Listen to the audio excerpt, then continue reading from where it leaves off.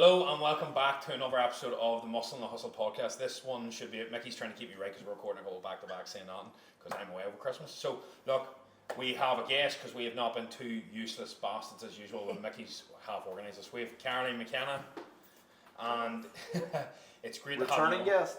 What? Returning guest. Yeah, I was going to say we haven't had It's not too many now. I was going to say most people usually have enough after the one. They won't come back.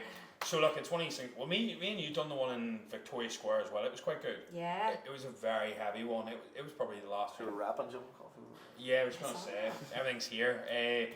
No, so I think this will be a really good podcast. We'll dive into multiple things. I think something that a lot of our listenership is obviously male. So I think some female perspective on some of the things we say would be really, really good because we're fucking lunatics.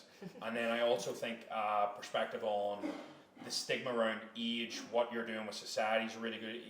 It's just hate. We'll go through everything here, and I think there's something for everyone, no matter male, female, age. I think there'll be a lot of benefit here. And I would say with just an introduction to yourself, because I always find whenever people go, who are you? If you've listened to our podcast or you've been on my Instagram or Mickey's, there will be an overlap. And I think it's one of these things where anything you say, Caroline's a really close friend of mine and Mickey's, but through last year when I was struggling, she's been one of the people in my corner throughout, and you wouldn't see the transformation in me as a person over the last 12 months if you knew me prior without her. And I really do mean this. A lot of the wisdom, a lot of the help's been from there.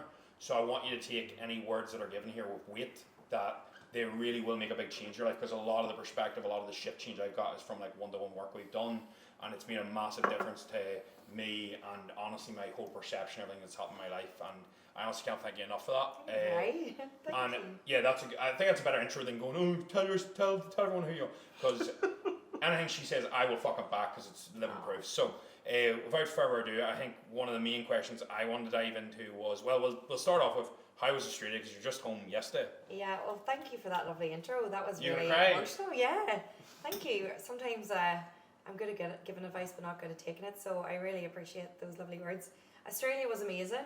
You're the only two people in the world that I would come to see less than 24 hours after getting a flight. It was really good, but also a good eye-opener to the work that I've done on myself in the last year to realise that I'm really happy and content in my life back in Ireland. So it was a nice closing chapter to my life, because as you know, it's been a rough year comparing my life to there and comparing my life to people's Instagrams over there. So our cold water dips have been a massive help to me over the year, and I feel really happy and settled where I am in my life. I think that's a very difficult stage to get at. Yeah. For anybody listening, I think this is something where if you are struggling to feel settled, because I've definitely been that individual that's always just more, what do you think's been the main thing that's made you maybe feel a bit more settled? Is it seeing that like the grass isn't greener? Like you were lucky enough to go back and go, because you obviously came home, and then you're like, whenever you come home, you're like, oh, did I make the right decision? And then you've got to almost go back, dip the toe and come home. And has that been what settled you, or do you feel like you knew the answer before you went? Totally feel like the answer was always there. I think just even following on from listening to your own conversations previously, we chase happiness as a final destination, and I'll be happy when I get my own house, or I'll be happy when my business makes this amount of money or whatever. And as this year has gone on, I've realised that happiness is day-to-day life, and it's the little things, the small things like a routine, just being away for those 2 months with work, being out of routine, out of good habits, having my phone close to me. Those were all the things that were deteriorating my happiness, whereas I was basing happiness as a location or a great lifestyle or a great Instagram picture. And I suppose it was just solidifying what I already deep down knew, that happiness is the day-to-day life, getting up, being able to have a cup of coffee with my family. You know, I might be living at home with my parents right now, but I would have seen that as a failure a long time ago, but I now see it as a blessing that I get that time with them. So it's just learning to appreciate the small things, and that's come from a lot of work of gratitude lists, morning dips, routine every day, and being around good people. It's been a big year of learning those things the hard way and removing a lot of toxicity and stuff like that. And do you have I haven't asked you this either, what is, because obviously this will come out just before Christmas, do you have like an idea of what, not the focus, but what you want for the year ahead? Like, do you have that? Like, do you like, for you, if you're planning on being home now and that sort of whole perception of being away, is it completely settled here, or is there going to be travelling, or what's the year looking like? Does it fucking light you up? Yeah, I think I'm learning to. I was chasing happiness in every location, but in Ireland, even this year, it's been a very, very busy year. But I'm really looking forward to just trying to take what I've learned from my travelling over the years and implement that into kids and education. And that's where I'm going with my life in terms of opening up a tutoring centre in a couple of weeks and a mental health facility. So that's the goal, but more mission based, more Yeah. fulfillment based than. So you're like, as I said in one of the prior ones, one of the words I loved that I got lately was reflection, like inflection, you know, like looking inwards as your sign of like happiness, contentment. And I feel like it's one of these things where like it's so easy for us to get caught up in the comparison, especially Christmas. Like you're gonna see all the photos of everybody's happy family. Yeah. You're not gonna see like we always upload Christmas photos, you know, happy Christmas. And I mean, there's fucking murder in my house, like fucking death, because you're like, the dinner was supposed to be at fucking 3. It's 5 o'clock. I'm fucking starving. Why is there no slur? Who's drank all the fucking? And it's one of the things where there are the things that are great and you have a laugh at after. Aye. But then you're also like, you know, shit hits the fan. But I like that because it shows, like, for me, it shows full circle. And I feel like it's like whenever people go, I think this is a really good thing. And I don't always love saying this, but it's like when people go, I used to always think when people go, money won't make you happy, I'd be like, yeah, dead on, because that cunt's fucking loaded. Yeah. I'd be like, that's fucking easy for you to say. And the thing is, whenever I've done financially well and drive the house, like, I've done full circle and I go, fuck, that is true. Like, I goes, I've done it absolutely deadly for me. Now, does it remove stress? Does it make you a wee bit more content? Yeah, obviously fucking like, would you rather be broke and be, not have to work, or, you know, be broke and fucking like need to work, you know, there's a balance. But it's one of the things where, when you go full circle, then you can actually do it. It's like whenever somebody says, like, you need to hit rock bottom, or you need to actually burn your hand to realize you shouldn't touch the plate. For me, I needed to plug my insecurities with money, muscle, followers, to then realize and go, oh, that didn't fix it. I need to do the deep work. I would never learn that way, and I think that's maybe the same with, like, as you're saying with Australia, like the location thing. You have to move around and realize, like, over time, because I've been like that. I've been chasing around the world, whereas now when I move around the world, it's actually because I'm actually like, who can I meet and make an impact on, and I'm bumping into people now, and I'm getting connected with different individuals around the world that I would have never got before. So for me now, the traveling is like an inward process rather than like a where's better, where's going to be the best place for me to set up, because location's what's going to make me happy. I need sun, I need this, I need that. Whereas I'm like, the only reason I'm moving right now is because I'm like, well, I don't want to be like fully locked into one place, because I feel like I can give more to around everyone, and you get different experiences. It's a wee bit different in the sense that I find it quite interesting with the Australia thing, and they talk us through the business setup. Like, what inspired that? I think that's a good question. So you can rate my questions. I am a teacher, and I've always had a passion and love to help kids. I've found no matter, you know, where I work and all the rest, it's always been a very hard sell to try and look after kids outside of just the lessons in the classroom, in terms of limited resources, limited time myself, because you're under pressure, and only having 30 kids in front of you and you want to help 300. That's where the podcast stemmed from, where I was like, you know, I'll not be able to teach every child, but maybe someone can listen to this podcast when they're struggling, or they're feeling low, or they've gone through a breakup. So that's where all of that started. But as time's gone on, and coming back to the whole being happy, I've got more than I ever expected out of this, which is the podcast, the following. It's now a full-time career, which is amazing. But in between that, I've lost connection. I work for myself, as you know, and you know, like it can be quite an isolating time where you're so focused on your careers and your goals that you mightn't talk to anybody all day, or you've no time frame, you've no staff room just to, like, you know, bounce ideas off people, because you are your own boss, you're your own staff. So I miss that connection, I miss that fulfillment in actually helping a child in person. It's lovely getting the lovely messages online, but I miss that day to day. When you actually see the difference you're making, you physically see it. It's like, you know, it's like donating to a charity and then actually seeing the where your money's going to, or it's like donate when you give your time to someone, says tutoring them for an exam, and then they pass the exam. It's different than just like someone like sending you a message going, "Oh, I really like that post, or really like the podcast," and you hope at the bottom of your heart that it's really helped them. But if you actually feel someone's seen a physical change, like, I can only imagine what it's like, because I used to coach young boys in football, and like I took the 6-year-old, 7-year-olds, they couldn't even solo ball. When you taught them how to solo ball, you were looking at them going, "Fuck, you know, that's fair play to them," and you're kind of, you know, you're buzzing off that. I can imagine that's what especially with teachers that go with the same group of people from, say, P1 to P7, and you see them turn into young people instead of babies and kids. That would be as soon as you said that, I was kind of thinking I never actually thought of it that way, but that's what I would actually, if that's what I was going to do. What do you, like, obviously you've taught in schools, and you probably, obviously would probably be more connected with the youth than I actually would, to be honest, like, don't get me wrong, in a sense of, like, the age and what you see going on in clubs. Yeah. Because, like, drugs are rife, don't get me wrong, I'm not going to turn this into, don't do drugs, but a case of, what would you say is the main pitfalls you see in, like, wouldn't, like for, you're probably, what's the youngest our listenership's going to be, like 18? 17, 18, Yeah, like, I think that's a good thing for, like, if you've ever, for mainly men, females, like, what do you think is the main pitfalls you fall into without realising? Now, you need these pitfalls to learn, but also, if you can avoid one, or you want more, for me, it was obviously, you know, like, there's issues with drink and drugs and all that, but for you, what would you lean towards? Like, you're obviously probably seen it quite a bit. Is there something that comes straight to mind? For university age, I think, well, I know, people are so afraid of looking bad now. Like, in any facet, like getting caught in someone's Snapchat, a video going up, just look, they're more worried about other people's perception of them rather than who they actually are. Like, even there, like some of our gigs, like I would play gigs with certain people and they go, oh, it's not that busy, like, do you think that looks bad enough? You're like, it's a fucking Tuesday. How do you break that down though? Like, how do you get over that? Well, you get over it when you realise that it doesn't matter what people think of you. You know, it matters what you think of yourself, and everybody, if somebody wants to think negative about you, you can't control that.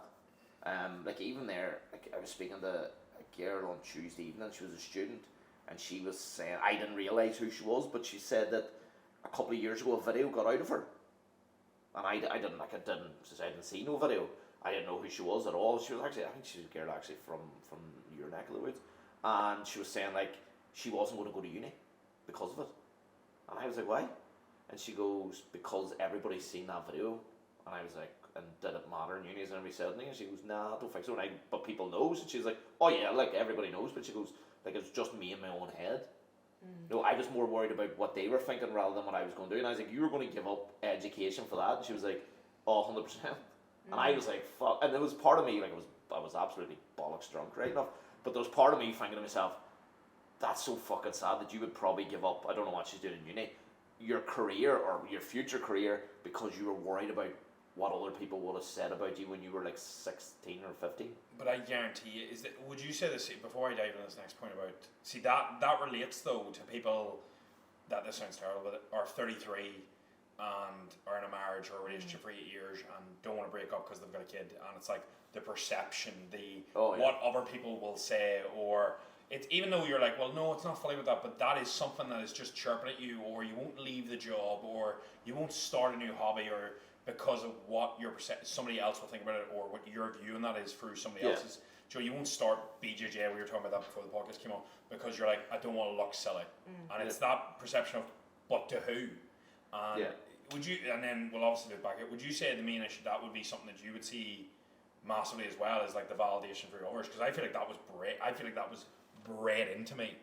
I feel like that Instagram, it like breeds in, like, and I'd be lying if I didn't say, like, don't get me wrong, I view the reels and I'm like, yeah, I'm working for the algorithm, but I'd be lying if I didn't turn around and be like, when I post up a picture and it gets 20,000 likes now, I'm not like, oh, that's fucking awesome. I'm like, Joe, you'd be lying if you didn't say you were validated for it slightly, and I'm sure you feel that as well. And to an extent with like... No, I kind of got away from it when I started releasing music, and I at the start when I released music, I was like a slave to the streams, going, fuck, that song only done like 20,000 plays or 30,000 plays, and I was going, fuck, but that other song, this guy's done this, and I then started realising that it's just, in the grand scheme of things, it doesn't really matter. Do you think that comes with age? I think it comes with wisdom. it comes with a wee bit of wisdom. It comes with the fact that you just realise that you're in control of your own outcomes, you're in control of yourself, and other people's views. Like, I'd have, people might think I'm a dick, people might like me, but in the grand scheme of things, the only people that really matter is your friends. No, like, I had a guy the other day who was like, oh, he goes, you've a woman, don't you? And I was like, no. And he goes, what age are you, 38? And I was like, what the fuck was that noise about? And he was like, geez, I don't want to settle down. And I was like, I'll settle down when it's right. And I was like, I could have probably settled down a few times, but looking now, I was fucking smart. And he was like, aye, you know what, you're probably right. But I was in my head, I was thinking, that's society norms pushed on you. But that wee noise that he made, I was like, fucking howl up here. Do you get that? I get that a lot since coming back to Ireland. In Australia, I didn't have that at all because there's a real Peter Pan syndrome where you never grow up. Yeah. But it's because you're in an Irish community in Australia, though. That's why the Peter Pan syndrome. Yeah. Whereas if you were like a normal Australian, 100%. I wonder would it be. And I also feel like people feel like they can say that. Yeah. Like, Old school Irish people, used to be a thing in Ireland where you had to be married by 25. But now if someone got married at 25, people are like, fuck it, why are you young to get married? I talked to my sister about it, and she was like, when you hit 30, it's like all of a sudden somebody turns around and goes, you have a clock. And it's like, People say that, but you really don't. you don't, but it's one of them things where she was like, me and her talked about it in depth, and I was like, does it feel like a little bit of a weight? And she was like, yeah, you can definitely feel it. And I was like, that's very interesting, because obviously as a male you'll not get that, but I feel like that can be a perspective on a lot of things. Joe, like if all your friends have girlfriends, or Joe, if everybody's going to university and you're not, it's like keeping up with society norms. Do you notice that with like, obviously you get quite a large amount of hate like I do online, but it's one of them things where for me it's like not keeping with society norms. Has that led you to be, do you think that's led you to be happier than most people at your I know not happier but more content? I don't like saying like you versus somebody else, but I would definitely say you're a more content individual than most. It's taken a lot of work. Like on my I was 29, turning 30 the next day, and I remember going to bed that night and I just burst into tears. And at this stage, I was in Australia, had my life together, had a boyfriend beside me, and I just cried myself to sleep because it's like your sister said, it's literally this weight comes over you like, I don't have it all figured out. When you're younger, you think, as a woman, by 27, I'm going to have the house, the kids, the nice husband and the dog. I think what's changed for me is that it was putting pressure on my relationships, like that whole leading up to 30 where the relationship that I had to be in, it had to work, and I was having these serious conversations way too early on in the relationship about what's your 5-year plan, what do you want to do, and the results have been terrible because I'm single. So I realised that like that's not working, do you know? Yeah. And I just let go. And when I let go, and it's taken a lot of work, and there is that odd bit of time in your head where the thought will come in of like, Jesus, like what if you actually don't meet someone, or what if you leave it too late to have kids? But I have to do that inner work like daily of, you know, let go and let God. I always say let go, let God. And yeah, I've just let it go. But you do get a lot of hate online. There was a video I put up about being in my 30s, choosing to travel the world, choosing to be single, because that's another thing. It's not like I'm sitting here going, I can't get a date. I don't want to go on dates. I'm really content where I'm at in my life right now. And the amount of men that give me abuse under it, being like, seriously? Oh, like, you know, you clearly can't get a man, your eggs are clearly infertile, like horrendous things, you know? Sorry, and I was like, I know, people are I am so fertile. But if you're triggered by someone like that as a male, like say for example, if you're, I always say this, like if you're a young male or you're even, no matter who you are, if something triggers you, there's truth in it. That's what the most annoying thing. So see when a male's leaving a comment like that, you're triggering them because that offends their beliefs. It's like a really good thing is like, just because somebody is Protestant and Catholic doesn't mean we automatically dislike each other. If you do automatically dislike me, it's because your self-worth is so underpinned in that belief that anything against it fractures you as a person. It's like, for example, the same with like, if somebody wants to do a different style of training plan than I do, it doesn't mean I have to dislike you. It means if you want to stay single and I want to be married with 5 kids by the time I'm 30, that shouldn't trigger me unless I've wrapped up my identity in that, and my self-worth is based on this ideology of what is perfect. Now, don't get me wrong, there is individuals where married, 2 kids by 30, 95, perfect. They're happy. There's nothing wrong with that. That's fucking class. But then there's other individuals where they feel that pressure, so then you'll also almost not rebel against it, but you'll almost be like, feel like you're getting squished. It's like a round peg going in a square hole, isn't that the word? Yeah. Square peg going in a round hole. That's better. There we go. Watch that. And it's one of the things where I feel like it's really nice and refreshing to see that, because there'll be the person that's hitting home with won't say. They probably won't message you and go, oh, that felt great, because they'll get the value from it and go, whereas you'll get the trigger point. And I always find that the more you're triggering an individual, the more they're going to benefit in the long run, because even if they can challenge themselves, and usually you'll notice that like the biggest pitfalls in your life, or the biggest blind spots, whenever somebody challenges it, if you're triggered by it, they're usually the area that needs the most work, or it's going to come back to bite you in the arse. And I'd say that's where, for example, a really good example is like for young people that usually have main problems like drugs or drink or scrolling. If somebody says to you, get off your phone, and you're triggered. Yeah. It's because you know you're on it too much. Because I used to be the same. Yeah. You're like, I'm not even on it that much. Why don't you just lock it and put it down? Don't say Yeah. anything. And that's when you're annoyed because they've caught you red-handed, and your only route is defense. It's like and that's how you know that you're off base. It's like in a relationship. Like I have a friend, and they've got this really good rule, and I think it's absolutely unreal. And I think it definitely got to go into mine. And if you have an argument, you're not allowed to bring up anything outside the argument point. So, say for example, we're arguing over, we're going to somewhere or whatever, and you've been lazy cunt. I'm not allowed to turn around and go, well, you done this 5 months ago or last week, because that's not what you're arguing over. Love that. Yeah, I think that's really, really good. And not say who it's from, but in case of, the point is then, you're fucked then because you can't go on the defense because you don't have any fucking rocks to throw back because they've caught you. And then the beauty of that is, it means everything that comes up you're not allowed to sweep it under the carpet, because if you sweep it under the carpet, there is no carpet. You're sweeping it away. And you're not allowed to use it. And whenever you realize you can't use it, you'll actually turn around to the person, call them on their bullshit there and then. Do you know what I mean? And I think that's actually a really good metric. Would you say drugs, self-validation for your version, phone use is probably the three main things, or would you say there's anything else that comes to mind? There's a massive one that comes to mind that a lot of people aren't aware of in terms of teenagers. Is that what you mean? Yeah, like, just in general. Like, people that things where anxiety and stuff's coming in. We're finding that unfortunately kids are accessing porn from the age of 8, and what stems from that is holy fuck. Yeah.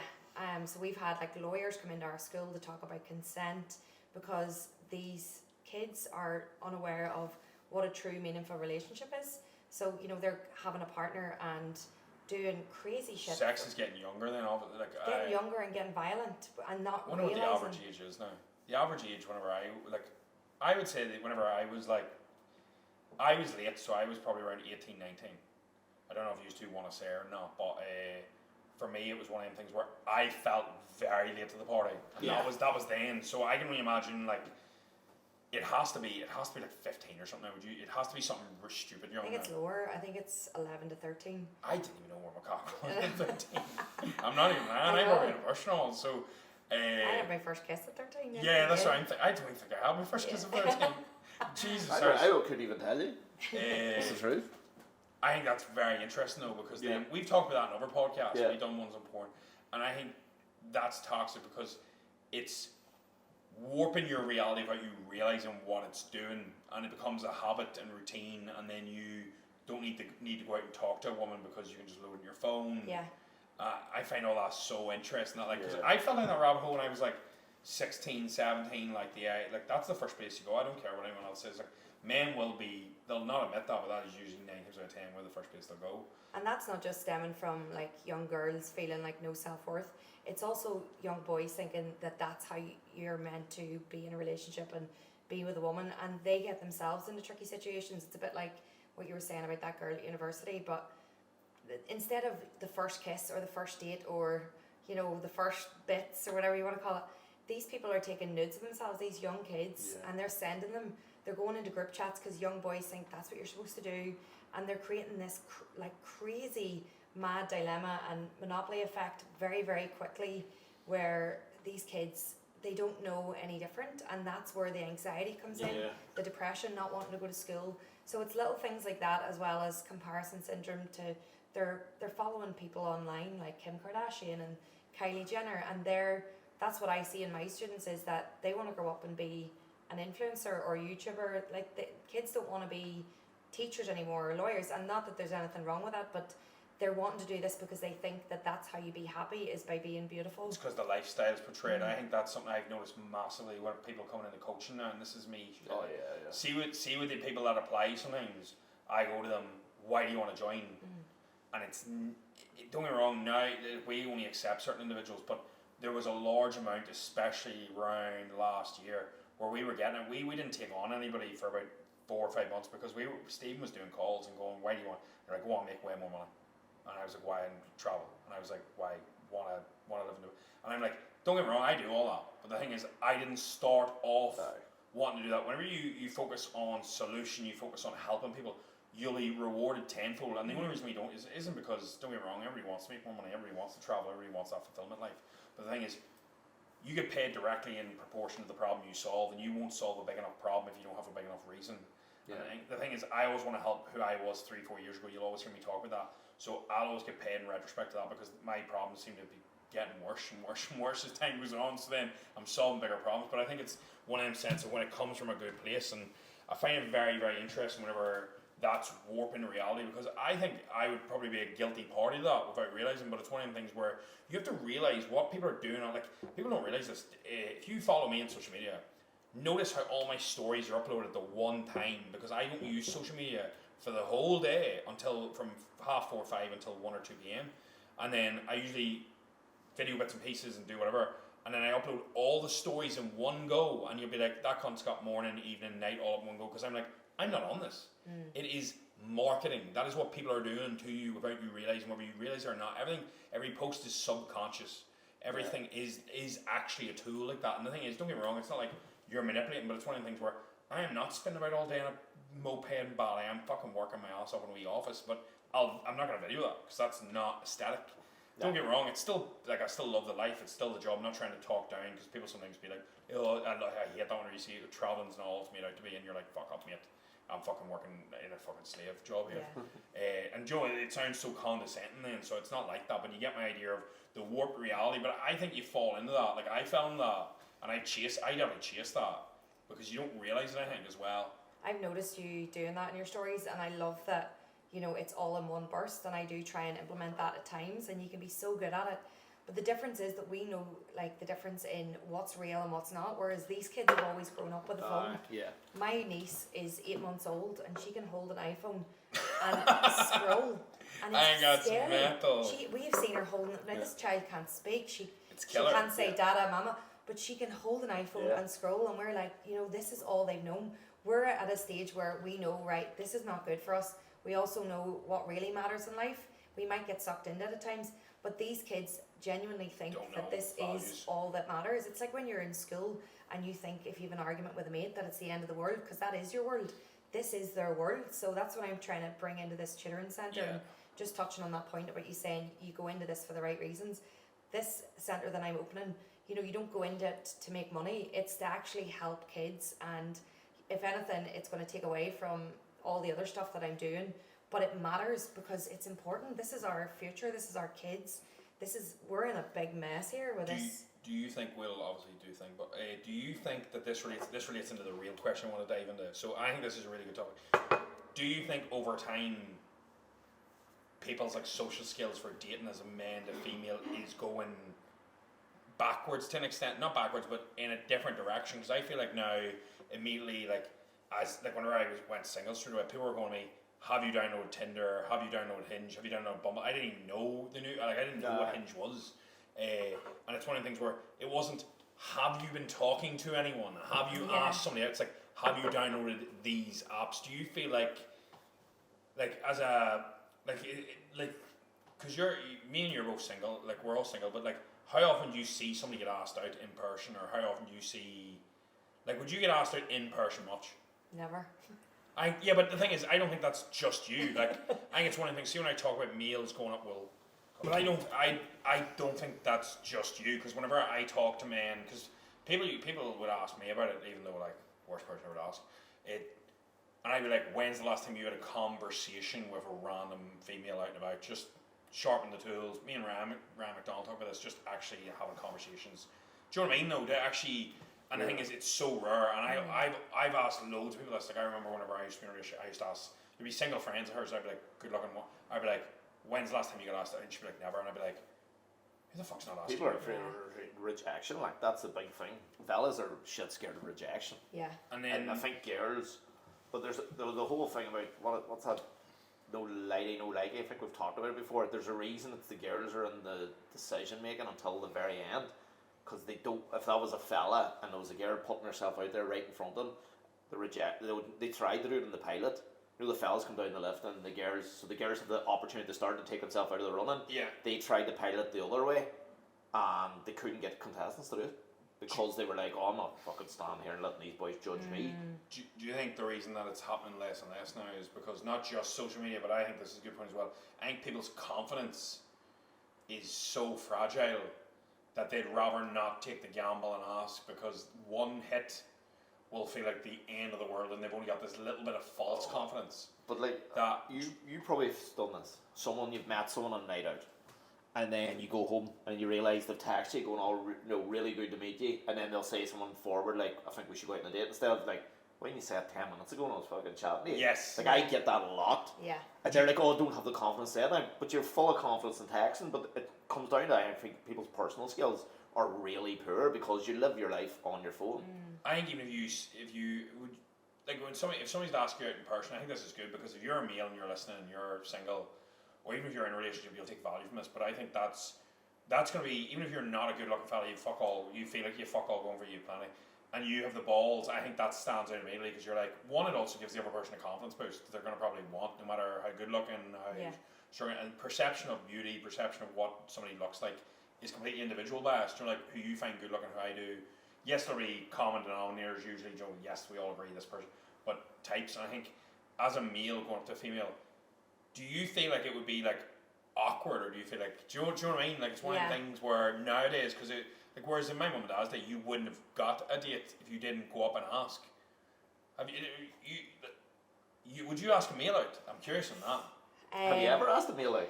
No, never. Interestingly, I think it would be lovely for a guy to come up. I think there's something really lovely about that. Yeah. But I think it needs to be done in the right setting where, say for example, I like to be, I don't want to get asked out in a bar where they don't know who I am, they don't know my name, and they come up and say, "Can I take you out some night?" You're like, why? And if Why you're do you drunk, want? you can't ask a girl out if also, you're drunk. you don't know anything about me. Like, I would like to have seen that person a couple of times at the gym, or like had a chat with them in the coffee shop, or just in passing, like Passing, I think, is the key. Like, for example, I said I'd do 12 months without women, but I've still put in I know that sounds nuts, but a case of that's pretty much up now.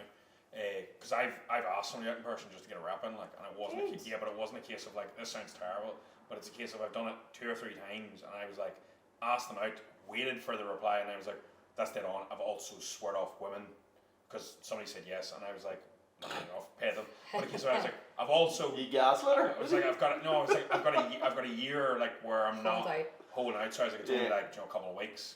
But they also looked at me like, what the fuck have I agreed to? This is fucking bonkers. But a case of so you mad? yeah, no. But the thing is as well, I done it though, because I was like, it's not, if you've not done that in a long time, you've not walked, you've not asked somebody, and the thing is, it's a weird conversation you're not used to, because you're like, oh yeah. Because I'm gonna be honest, like I would stand in the street in my khakis for a while, no issue at all. Like I stood in Tesco the other week, and my videographer Joseph turned around to me and goes, what do you think? And he goes, if we weren't in Tesco, I'd tell you to probably get in your boxers. And I was like, should I get my boxers? And he was like, fuck off.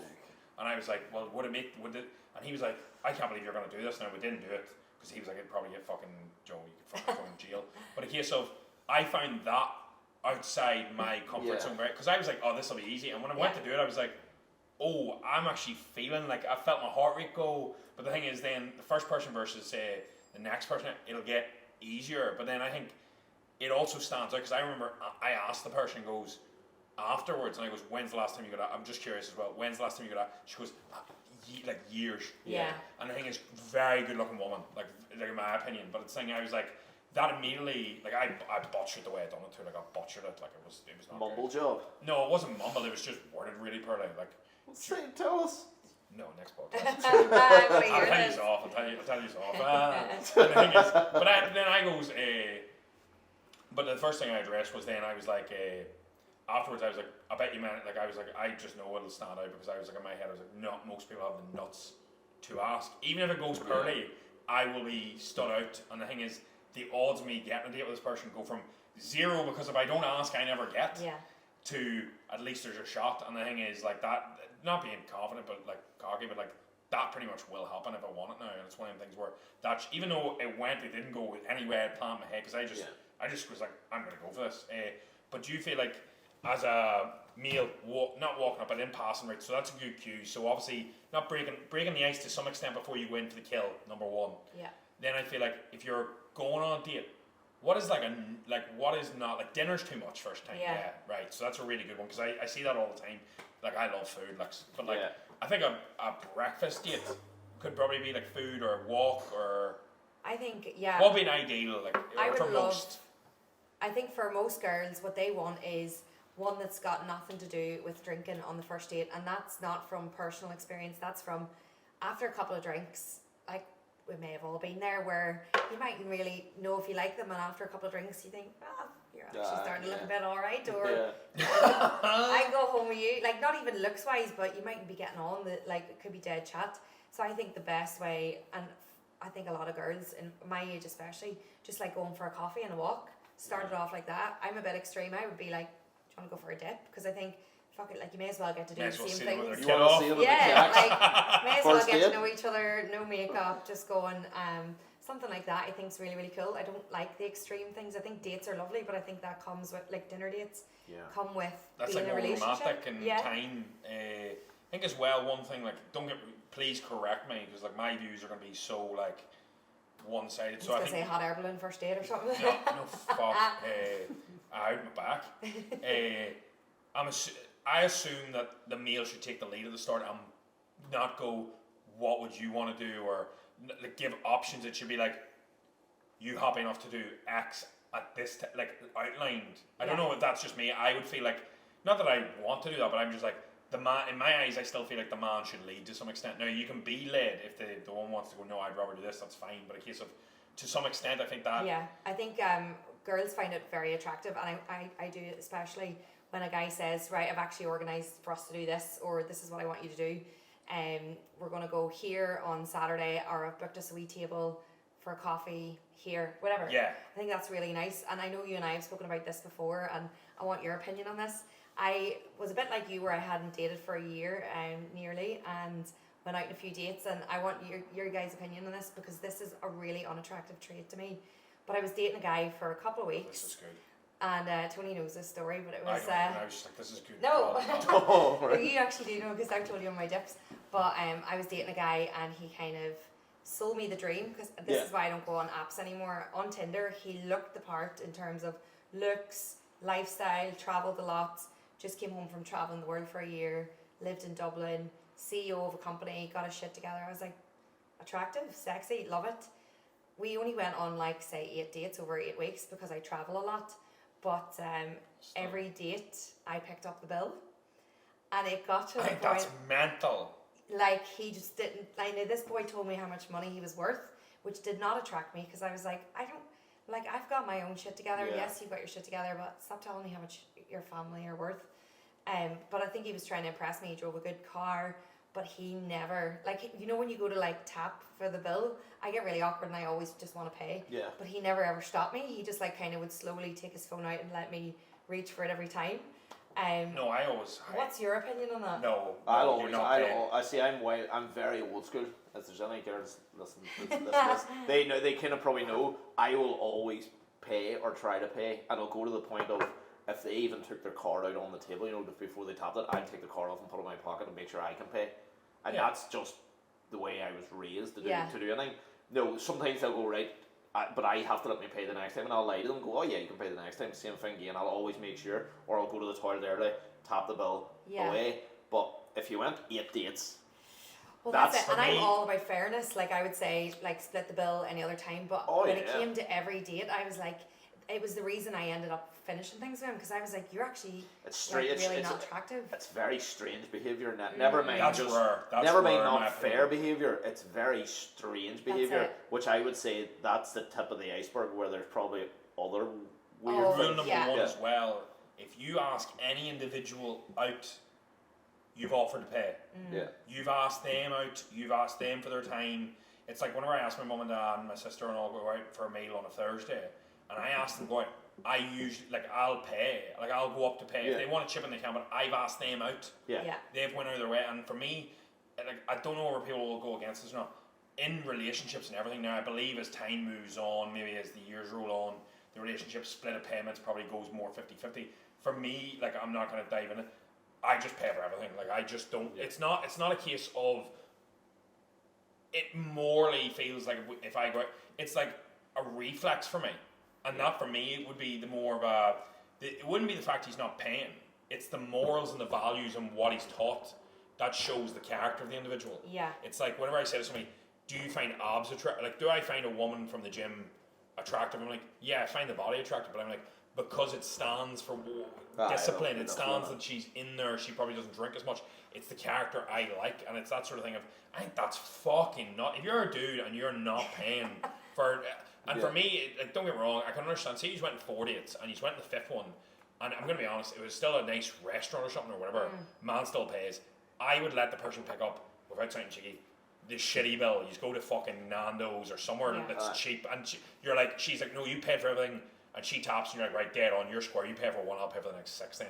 That to me is just normality. I don't even make it a thing. I wouldn't even know. This is the dangers of the apps and why I've completely come off them, because he kind of sold me the dream, and I genuinely feel like I was dating the Tinder swindler. Could well have been. Like it could be just the tip of the iceberg. And this wasn't like, I'm not talking Nando's dates here. Like with my work this year and traveling, this guy flew out to Manchester to me, and to Italy, and like these were dates where like I was paying for boat trips on the Amalfi Coast, like where it was like €350 for the date. Do you know, like this wasn't like, and then I would be like, well look, I'll get this. You can book us another cool like trip while we're on this holiday, and the other trip never happened, or it was just, and then it was the little bills, and it just kept building up, and I was like, am I miserable? Maybe I'm miserable. Maybe I'm not used to sharing my money with someone. But it was just like, it was all a lie. His whole story was a lie. Like there was no way. Well, maybe he was who he says he was, but I ended the whole thing, deleted, blocked everything, because I was like, this is dangerous. I feel like as a male, if you want to go on dates and that as well, I feel like if you feel the need to, like, if I had to go on a date and I had to bring up like what I do and like I make X and my family's worth this and we go here on holidays and that, I think that completely shows your lack of confidence, because it's coming from all these external variables. I think there's nothing more. I know it sounds odd, but like for example, like if I went on a date and Joe, the girl turned around, like, didn't say anything, and then like say 5 dates in, you realise like she's actually a really good singer or something. You know, she sings a wet. She doesn't I find that really attractive because they haven't felt the need to gloat about it. Well, I left off my Tinder that I was a DJ, and a girl called me out on it and says, "Why are you not telling people what you do?" And I don't connect my Instagram or anything. I was like, what? No, but she just knew from a picture, and she was like, what do you do for a living? And I said, she goes, oh, I know. And she goes, but why didn't you write that in your bio? And I'm like, just didn't write it. And she was like, oh, what are you trying to hide? Or have you got a girlfriend? I'm like, no. And she was like, and then she was being genuine. She goes, well, straight away, that's a red flag for me, because I think you're trying to hide someone. Yeah, what the fuck? And I was like, I told her the reason I left it off. And she was like, oh, yeah, I get that. But she goes, I'm just saying, like, this has been screenshot. Oh, she's a red flag. Well, no, she was a clear red flag. Do you feel like there's other red flags that men fall into without realising very easily? Like, I think there's the basics. I think we need to wrap this and do a part 2. Yeah, with right. Fins. Yeah. Well, let me tell you some red flags really quickly, because this is really important. Empty promises. So say like a guy was one of the Tinder swindler said, I was for your birthday, I was going to get you this experience or whatever, but because you're going away, I thought you're too busy, I'll not book it. So he just got me like a few teasers and books and stuff. But it's the whole it's the empty promises. It's like, don't tell me you're going to do something and then don't follow through. It could be a case of, I'm going to get you some flowers on the way home from work here, and you don't ever see the flowers, or let's go for dinner on Friday night to this Indian, and then run out of time. So guys, it just follow through, and girls prefer little things over big things. Like they don't want the big massive celebrations. I'll ask Dorgan's question. Oh yeah, go. Because Dorgan's got one question and then that's it. What failures are you most grateful for? So that's Daniel Dorgan's question left for Caroline. What failures are you most grateful for? Light it up. That was the exact word for word. Okay, this is an easy one. Relationship. I would say the ending of a relationship, which at the time felt like a failure, and it's actually like from the ashes rises the phoenix. Like I think from the relationship breakdown, I actually have become a better, more focused person, and exactly on the path I'm supposed to be on, rather than the path I thought I had to be on, which was family, kids, house. My life has changed forever because of a relationship failure. What do you feel was the catalyst that turned it from failure to success, or do you feel like that just had to happen, or was there something like inward reflection, or was there? I think you have to go to rock bottom. Your breakdown is your breakthrough, and I was in rock bottom. If it was just a relationship where it was a breakdown and it was sad and you move on, fair enough, but this was my whole world had fallen apart. My whole life turned upside down. I was 10,000 miles away from home, and it was either, right, get back on a flight back to Ireland and go back to mum and dad and cry into their arms, or prove people wrong, prove that you're here for you, and leave a mark on this place before you leave. So, yeah. I think that's a really good note to finish on. We're I like definitely that doing part 2. your breakdown to break through. I like that. That's Yeah. a really good note, because I We'll think steal that. there'll be somebody listening that needs that, and that goes for every area of your life. Whenever you feel like you're buried, sometimes you've been planted to grow, and I think it's very tough to see that because everything's covered in dirt and soil and darkness, and you don't realise where you'll go. It'll not feel like it's meant for you. It'll feel like the world's coming down, because that's happened to me last year. It's happened to you recently. So I think that's a really nice note to finish on as we push forward into Christmas. We hope you have a good Christmas, because it's coming out. Merry Christmas. Christmas will be out on Monday. There you go, hard to beat. Exciting. And Thanks for having me, guys. thank you very Love much for yous. coming on. We'll do a part 2. Shout out to Output. Yeah, big Thanks, shout out. Output. Buy some Espresso, coffee. Lisbon Road, make sure to hit it up. Food is quality. Get the eggs, bacon, the avocado, sourdough. Sourdough. That was it. I can barely say it. Sour toast. That wouldn't be nice. Yeah, thank you for hosting us. The place is fucking cracking. And make sure to tune in the next one. And you usually say, make sure to Rate, review, and follow. There we go. I always forget that. There you go. Boom. Thank you. Thank you.